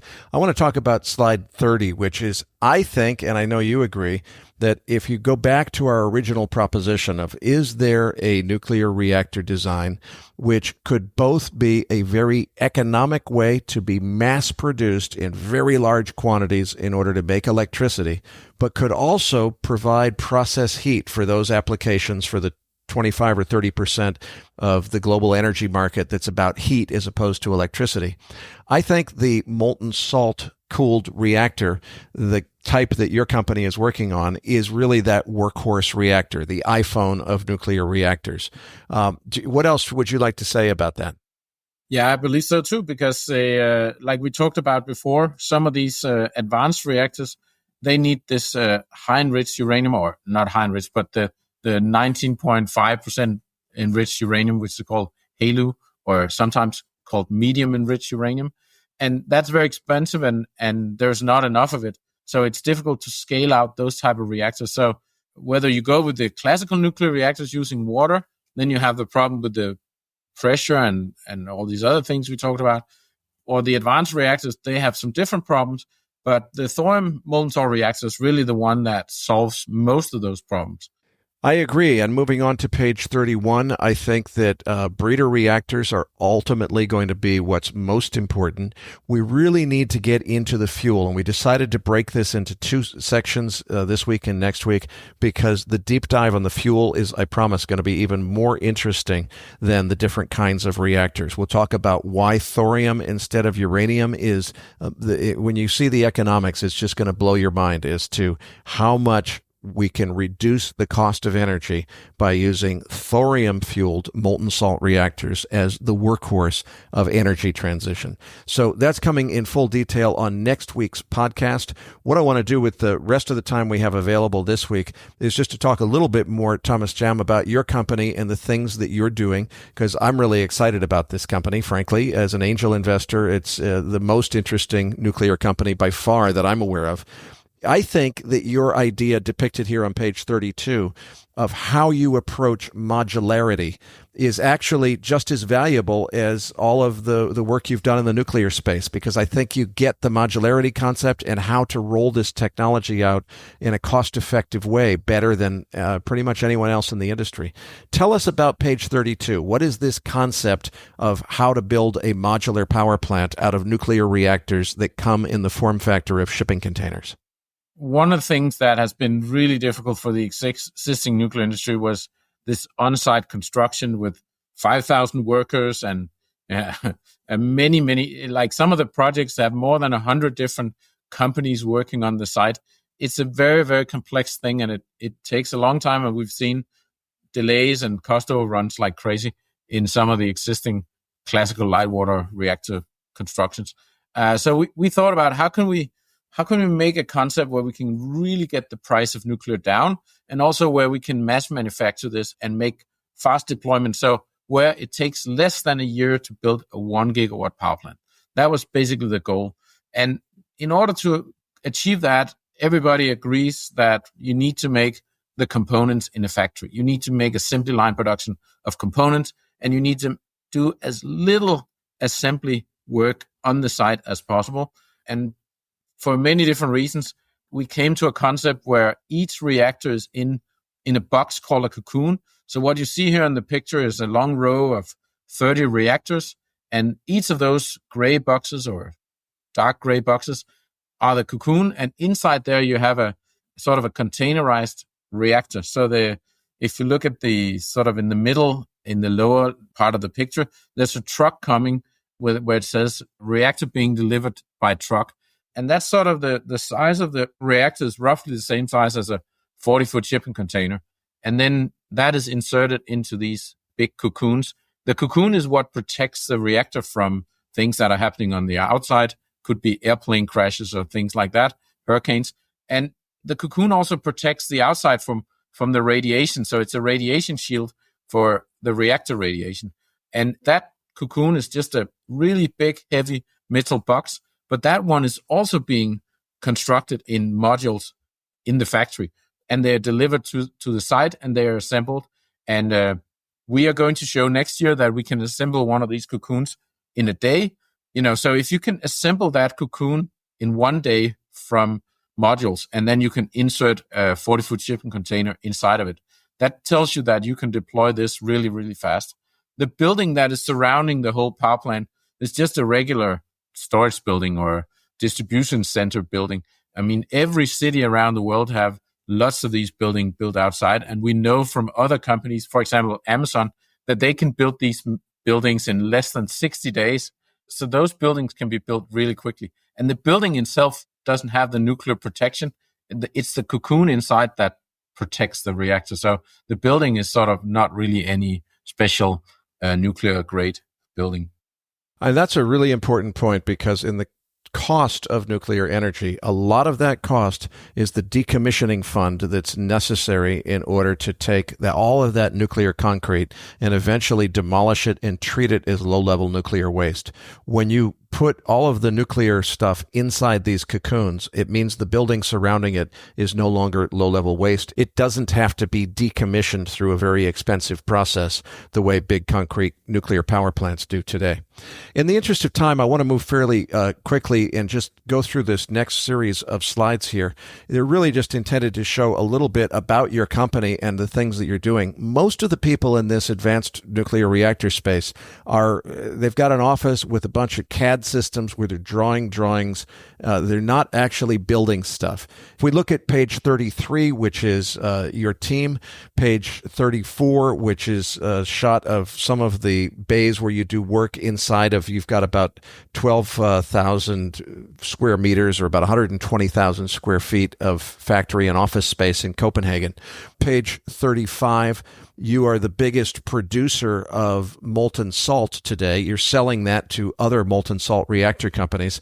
You're producing the cleanest and purest molten salt reactor coolant that there is. You're also producing the molten salt circulation pumps, which you've designed and built in-house in order to meet that very demanding need of taking 700 or 800 degrees Celsius molten salt, circulating it in a pump that has a continuous duty cycle life of as much as 15 years. So that's a very demanding pump design that you've created. You're selling those to other companies and to researchers. I know you're working a lot with MIT, page 37. Your test loops, which circulate molten salt around in a test in order to prove out that technology works and to test it, those circulation loops are something that you've produced for other companies and for researchers. Page 38, we've got more examples of the molten salt test facility that you have. Same thing, I think, on page 39. What is that showing on page 39? 39 is sort of our test tubes. That's where we started many years ago. So this is where we have static salt tests. So inside these tubes, that's basically a furnace where we can keep the salt or other materials at 600 or 700 or 800 degrees.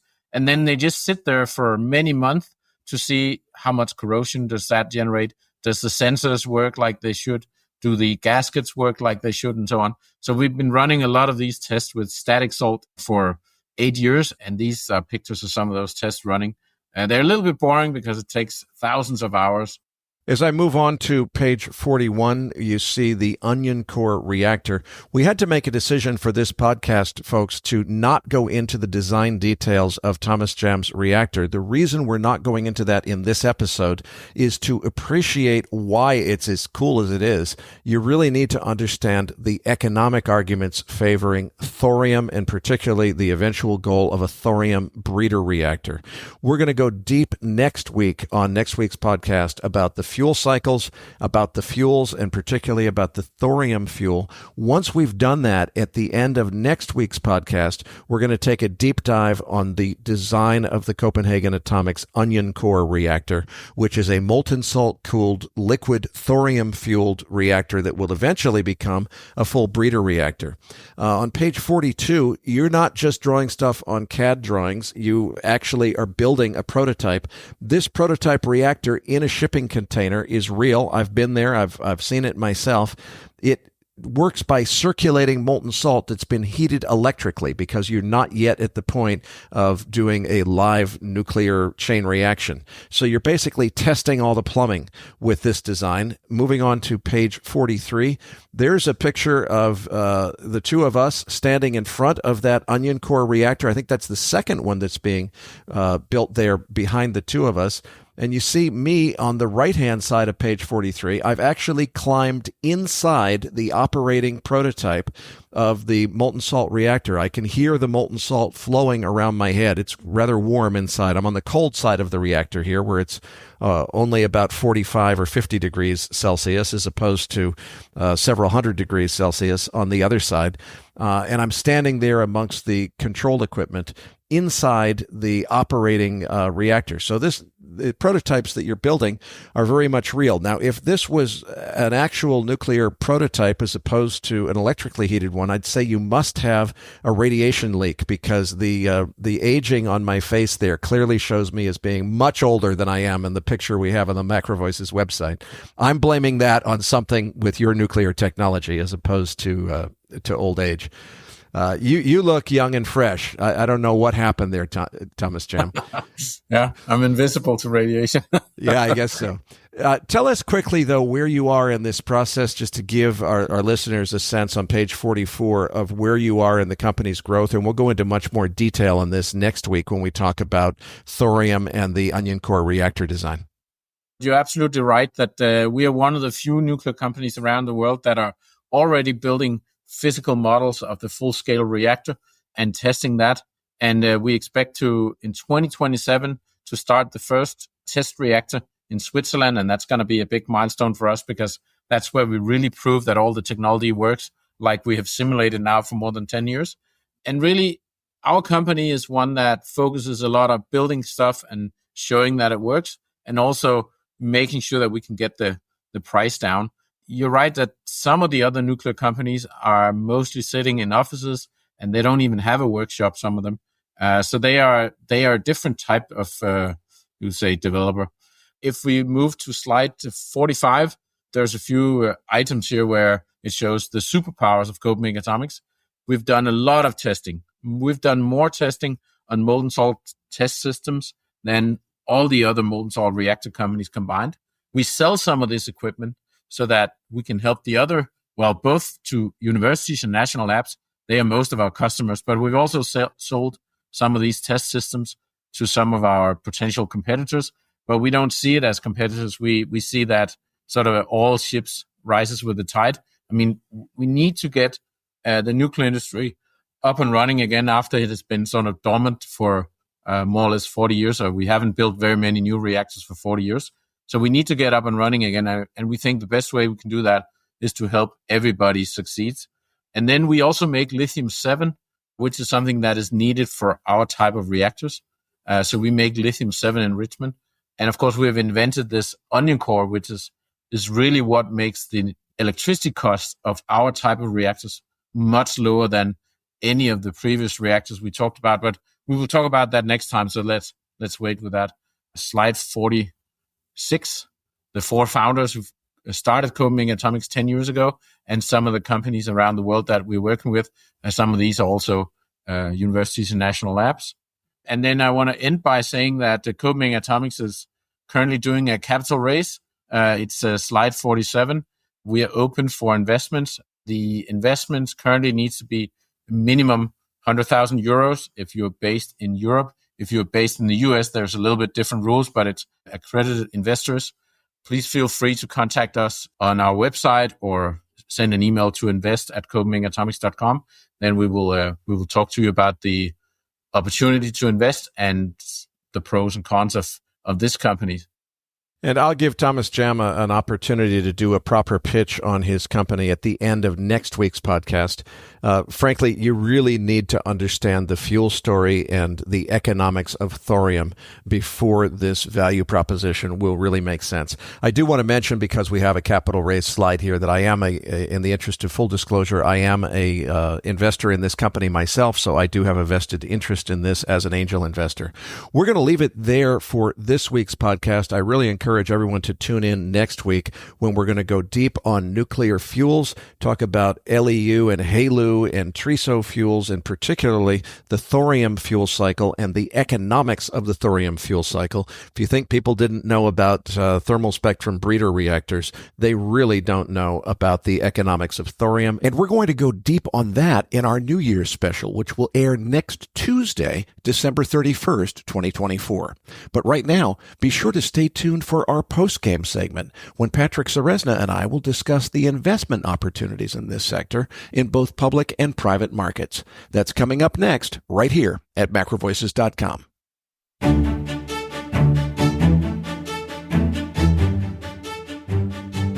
Now, back to your hosts, Eric Townsend and Patrick Ceresna.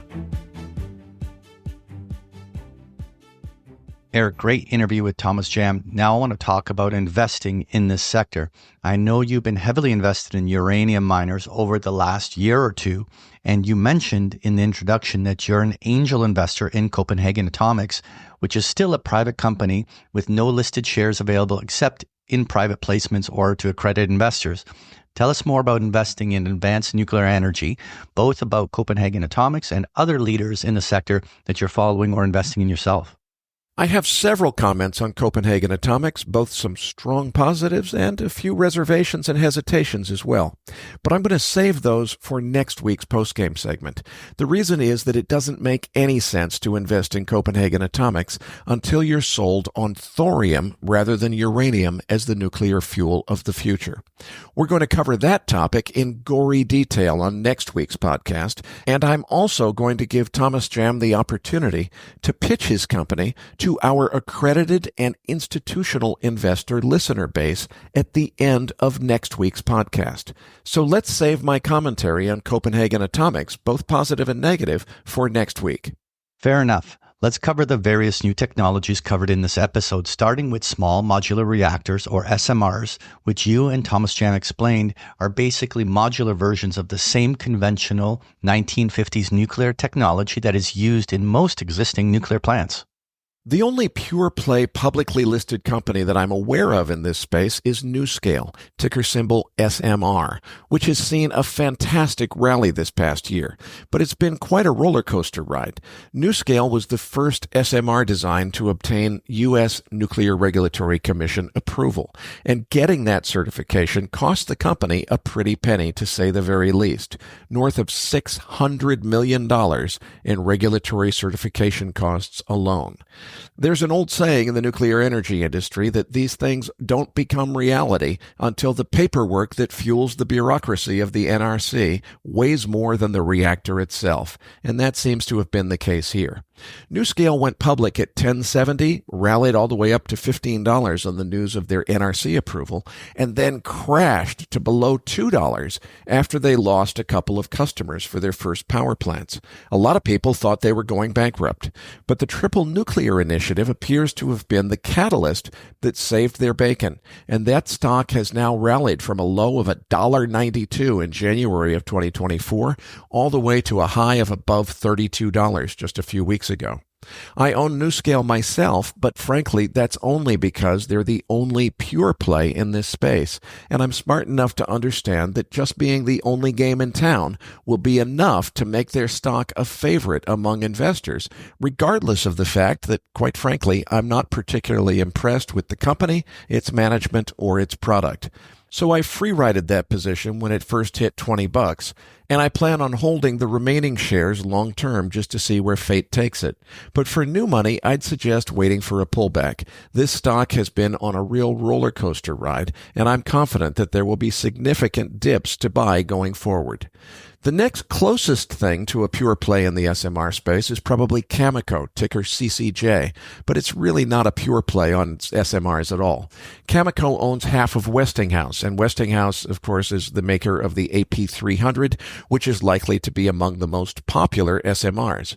But SMRs are only part of Westinghouse's business, and Westinghouse itself is only part of Cameco's business. But most of the rest of what Cameco does is all nuclear related in one way or another, from being a major producer and enricher of uranium to various other activities relating to the nuclear fuel cycle. The remaining significant players in the SMR space are going to be GE Hitachi and probably also Rolls-Royce. But SMRs are only a small part of both of those companies' businesses. So the only public market pure play in the SMR space remains NuScale, at least for now. And again, the ticker there is SMR. The next category was microreactors, the companies that are working on designing for nuclear reactors that only produce 1 to 5 megawatts of electricity. What's your take on this market? I'm a huge skeptic of the entire microreactor trend. Nobody ever talks about the regulatory impediments that could nix the entire concept. The best opportunities are probably with those companies that are focusing on the military as their customer of choice. The U.S. military is exempt from NRC rules and can basically do whatever it wants to with nuclear technology. So microreactors that are designed to power a remote airbase or give the military the ability to set up forward air bases on short notice using nuclear power plants that are portable in some way. Those are probably good applications, especially if they can be sold at a military budget price tag. Those companies are likely to be winners. But most of these microreactor guys, some people call them nuclear batteries, are focused on competing with the diesel generator set market, small communities and remote areas, off-the-grid mining operations, or what have you. Those are all novel ideas, and they may have some commercial viability, but that's going to depend on what happens on the regulatory front. And if current rules that demand 24/7 armed guards around any commercial nuclear power production facility are enforced, well, that's something that nobody's even talking about today, and that could nix the whole concept of microreactors. So I'm not really interested in investing in microreactor companies myself. To solve energy transition, we need gigawatt power plants, not megawatt power plants. What about the Generation 4 reactor companies doing the best pioneering work on fast sodium reactors and high-temperature gas-cooled reactors that you discussed with Thomas Jam? These seem to be designs the big tech players are focusing on, so there must be good opportunities there. Well, you're absolutely right that companies like Oklo, Kairos, and X-Energy have benefited massively from their selection by the tech bros as strategic investments. And I suppose that I was a fool in some ways to have passed on all three of those companies when I was investigating investment in this sector a couple of years ago. In Oklo's case, when I first looked at them, they were very, very focused on the micro-reactor market, reactors of just a few megawatts capacity, with their beautiful video visualizations of their small community reactor concept, conveniently neglecting minor issues like the regulations that would prevent them from operating those A-frame-shaped reactor buildings without surrounding them first with armed guards. Oklo focuses on fast-spectrum sodium-cooled reactor technology, and while that's clearly one of the Generation 4 designs that are getting attention, I think it's a misplaced design decision to favor fast-spectrum designs which come at a much higher cost. As Thomas Jam explained in today's interview, most of the people focused on fast reactors are focused on that because they think you need fast neutrons in order to eventually evolve to a full breeder reactor. I know better than to believe that narrative, and that's the reason I'm passing on that technology. So I've never even approached Oklo about investing, and I don't know what opportunities may have existed for accredited investors a couple of years ago when I was looking at that company. After Sam Altman's strategic investment, I think the company is going to focus on much larger reactor designs capable of supporting entire AI data centers, and that's a much more prudent business strategy, in my opinion, than the community reactor concept that they first started with. But whatever investment opportunities may still exist at Oklo are undoubtedly priced much higher in the wake of Altman's investment. So I'm not in any great hurry to chase down their investment relations department, although I suppose I probably should hear them out if they're still raising private capital. In the case of X Energy and Kairos, those are both thermal spectrum designs, which I'd feel much more comfortable investing in. I reached out to the founder of Kairos about a year ago, telling him that I was an active angel investor in advanced nuclear and asking for a pitch meeting. He never returned my emails, so maybe by then he was already courting Google and had bigger fish to fry. X Energy and Kairos are both TRISO-fueled reactor designs. We'll cover what that means in full detail in next week's podcast. For now, suffice it to say that my interest in both of those companies was muted because I think that liquid-fueled molten salt reactors are a much smarter way to meltdown-proof a reactor design than using much more expensive TRISO fuel, which can cost north of $30,000 per kilogram. And of course, those companies were the big winners that everyone's now hearing about because they were chosen by the tech pros. But it would have been impossible to predict that outcome a few years ago when they first started raising money. So while it's easy to say that I missed the boat by not investing in more private equity deals in advanced nuclear in order to diversify my holdings, I really don't have any regrets. Had I bet on Kairos or X Energy and made a killing when the tech bros discovered them, it would have been more luck than skill that led me to choose the same companies that Google and Amazon would later identify as being strategic. And for the record, so far as I can tell, the tech bros have only started to understand this space, and so far as I can see, they don't really understand the fuel cycle implications of their investment choices yet. Next week's podcast will make clear what I'm talking about and why it was the tech bros, not me, who bet on the wrong horses. They would do well to tune into next week's MacroVoices and learn what it will really take to build a full breeder reactor in thermal spectrum as opposed to in fast spectrum. But the bottom line on Generation 4 nuclear reactor technology more generally is that whatever investment opportunities exist are going to be in private markets only for now, and the best deals will only be open to private equity firms and very well-connected angels. I don't see a whole lot of opportunity in this space for most investors, but I'll continue to keep my eyes open. We're going to have to wait for more of these companies to go public before the investment opportunities will really start to emerge. Finally, let's talk about molten salt reactors that you and Thomas Jam favor. Have you invested in other companies besides Copenhagen Atomics, and which companies are most attractive? I've wanted very much to diversify my investments in this sector beyond just Copenhagen Atomics, but frankly, I haven't been terribly impressed with most of the other companies that I've spoken to. I had a brief dialogue with Moltex, but never heard back from their CFO, and frankly, I was kind of unimpressed with his follow-through and attitude. I had an email exchange with the broker representing Seaborg, another Danish company working on barge-based molten salt reactor technology. He claimed that the company was being so exclusive that they would only talk to institutional investors prepared to make 9-figure individual investments. From what I can see from the outside, that holier-than-thou strategy hasn't worked particularly well for them. But the main reason that I haven't invested in other molten salt reactor companies is that from a technology perspective, I'm focused specifically on thorium liquid-fueled molten salt technology that can evolve to a full thermal spectrum breeder reactor, as first envisioned by Alvin Weinberg back in the 1960s. Copenhagen and Fleib are the two companies that seem to get the tech, so to speak. My reasons for favoring thorium will be abundantly clear to listeners after they hear next week's podcast. Okay, are NuScale and Copenhagen your only nuclear energy holdings then? No, not at all. I have a significant position in Cameco just because it's the obvious bellwether blue-chip nuclear company, even if it's all based on legacy technology. Remember, the Triple Nuclear Initiative is focused entirely on legacy light water reactor tech. So Westinghouse and their competitors in the SMR space should all do extremely well, despite the fact that they're building what amounts to really just dinosaur technology nuclear reactors.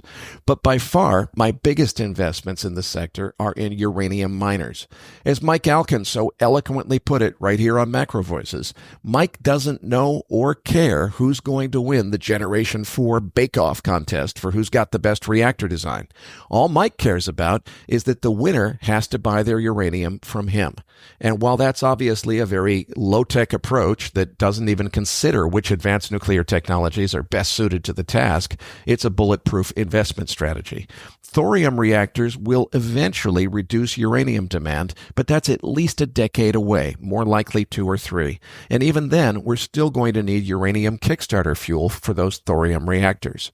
I'm a futurist and technologist at heart, so I don't even attempt to make it my business to learn all about the uranium mining sector myself.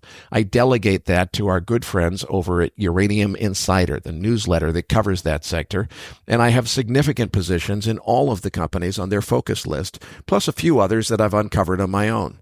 But again, I don't profess to be any kind of expert on uranium mining. It's where the easy money is going to be made for the next few years, so I have a lot of exposure to that sector in my portfolio, but I don't concern myself personally with understanding all the details. I focus my own intellectual energy on understanding things like supercritical carbon dioxide turbine technology, which is going to play a very important role in making nuclear power plants more efficient, lower cost, and reducing their construction times.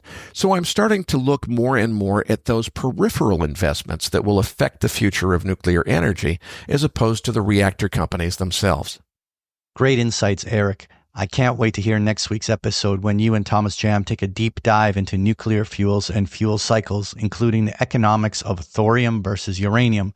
That's coming up next Tuesday, January 31st, right here at macrovoices.com. That's a wrap for our Christmas week special, and we wish all of our listeners a safe and happy holidays.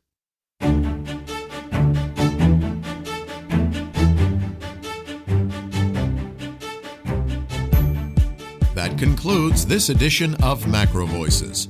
Be sure to tune in each week to hear feature interviews with the brightest minds in finance and macroeconomics. MacroVoices is made possible by sponsorship from BigPictureTrading.com, the Internet's premier source of online education for traders.